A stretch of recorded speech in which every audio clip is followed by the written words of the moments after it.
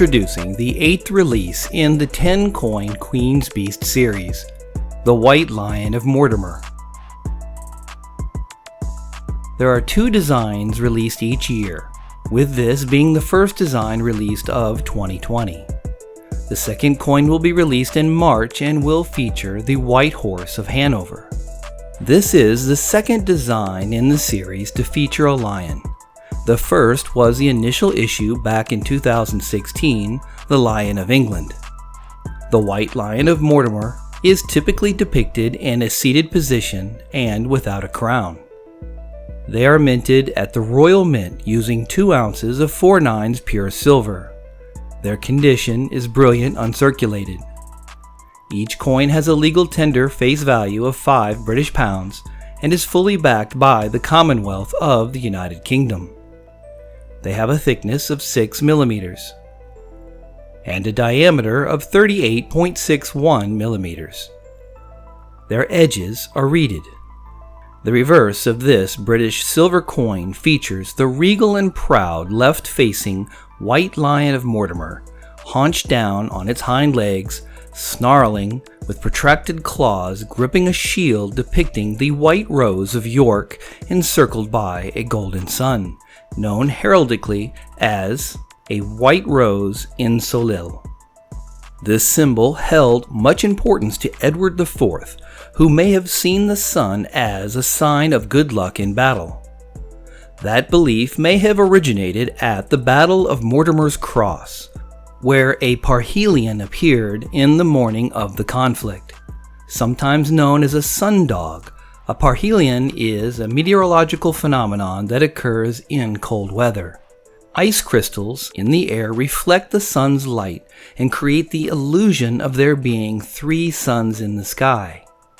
It is said that Edward IV, then known as Edward, Earl of March, managed to convince his men that the occurrence was a sign of the gods being on their side. You will also find the inscriptions of the White Lion of Mortimer, 2 ounces, fine silver, 999.9, and the year of mintage, along with the initials of the designer, Jody Clark, appearing just below the shield offset to the right. The obverse displays the 5th generation portrait of Her Majesty, Queen Elizabeth, with crown and pearl drop earrings. This portrait sits atop a gouache textured background. You will also find the inscriptions of the Queen's name, the coin's denomination of 5 pounds, and the Latin abbreviation for De Gratia Regina Fidei Defensor, which translation into English means Grace of God, Queen, Defender of the Faith. Accounts of white lions have been around for centuries in Africa, but have often been dismissed as superstition. The first authenticated sightings were in 1928. The first African white lion sighting by a European was in the Peru area of Timbavati in the early 1940s.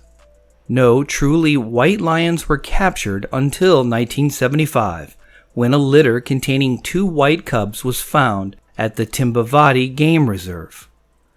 White lions are not albinos.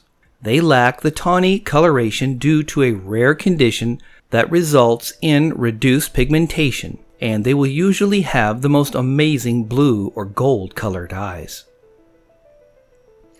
Because of their majestic appearance, they have been revered as sacred beings by the tribes in southern Africa, but have also been hunted to extinction in the wild. They can grow up to 10 feet long and 4 feet high for males, and weigh up to 530 pounds. It is believed that only 13 white lions exist in the wild today. My thoughts about the White Lion of Mortimer silver coin. I have reviewed each of this series since the 2016 release of The Lion of England and continue to be impressed by the quality of each design. I do favor some designs over others, but that is to be expected. This is the first 2-ounce bullion series released by the Royal Mint and the concept of the Queen's beasts as a design subject was ingenious, but couldn't have been pulled off without the talents of the artist, sculptor, and engraver Jody Clark. My name's Jody Clark and I design coins and medals for the Royal Mint.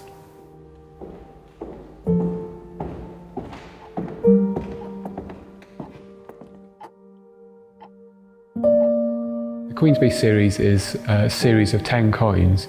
Each one has a beast that represents a line of the Queen's ancestry.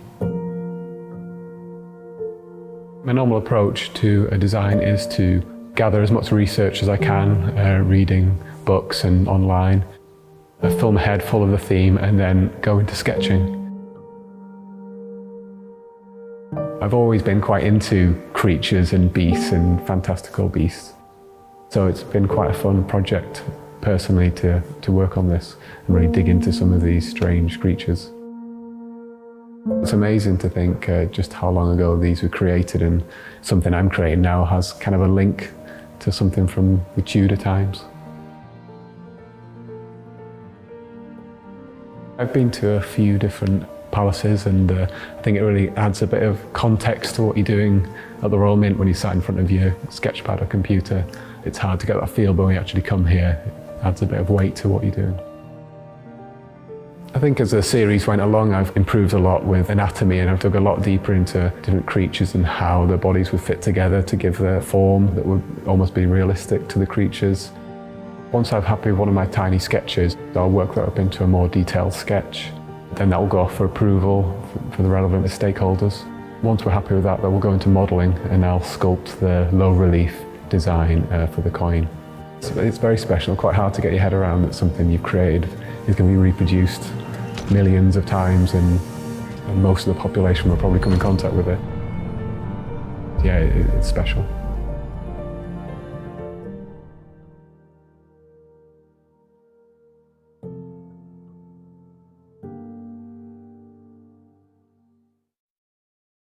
He has done a magnificent job bringing these heraldic beasts back to life, and the White Lion of Mortimer is no exception.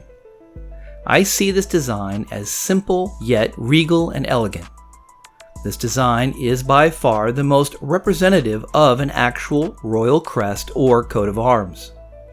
This design exemplifies dignity and class.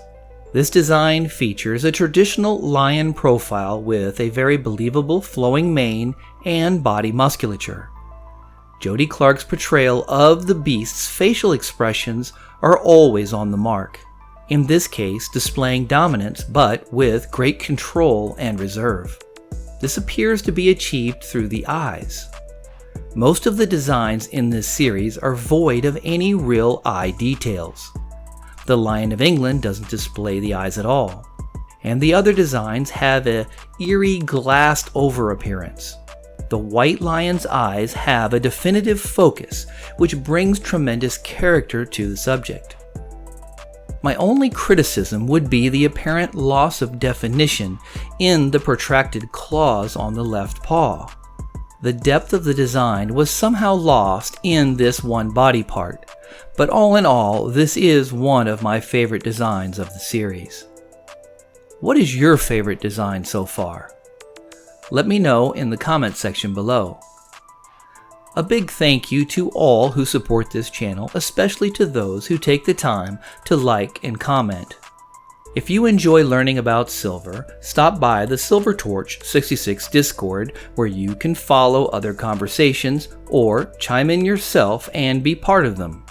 Simply select the link in the Show More section below, then select a channel that has a topic of your interest, and you're all set. If you have any questions, there will be moderators there to assist you. Just ask and they will put you on the right track. If you enjoy this type of content, you can subscribe to the channel by hitting the subscribe button. Then you can select the notification bell so you will be notified as soon as I post up new content. And as always, feel free to share this content with all.